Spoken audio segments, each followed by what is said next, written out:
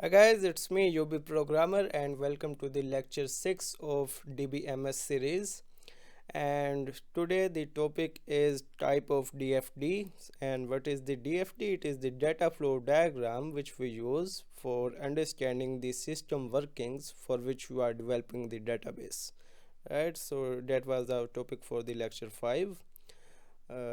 And the types of DFD are the context diagram, level 0 diagram, and the detail diagram.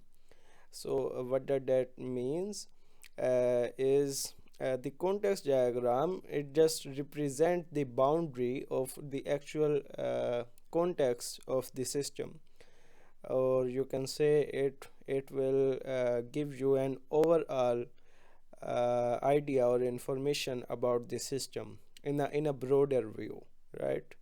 Then we have the level 0 diagram, which will contain a little bit details and of the workings of that system, of all the processes involved in the system, all the entities involved in the system. So it will contain some details about the system in the level 0 diagram, and if we want, we can create a detailed diagram which will further explore the inner workings of the all the process and all the tools or the process is being used in the business or the system for which you are trying to develop a database. So it will contain more details than the level 0 diagram, obviously, in the detailed diagram. So these are the three types of DFD. Mostly we use this context diagram or level 0 diagram in most of the projects, but in some cases we want to really explore the system, and for which we will use the detailed diagram also. And the next topic is the data models. So these are the set of tools which are used to create a DB design. So what that does that mean? If we just go there, so we have now done this step, which is requirement analysis, and now we are designing the database. So this is where we use the data models, and DBMS is based on a data model.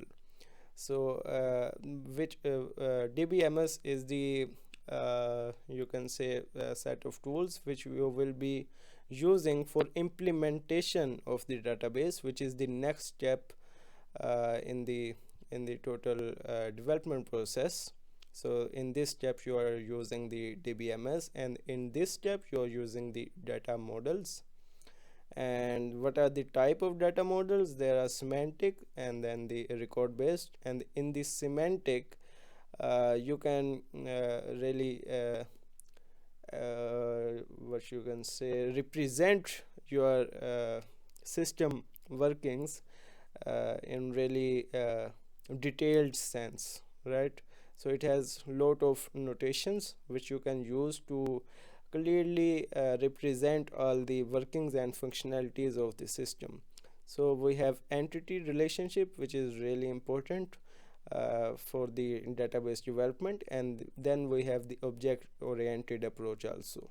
So these are the data models, and then we have the record based data models on which most of the DBMS are based. So these are hierarchical, and then the network, and then the relational. And most of the modern database management system are based on the relational data model, which is the use case for the SQL, structured query language. I hope you know about that, and we will see how we can use all the tools about them in the later lectures, right?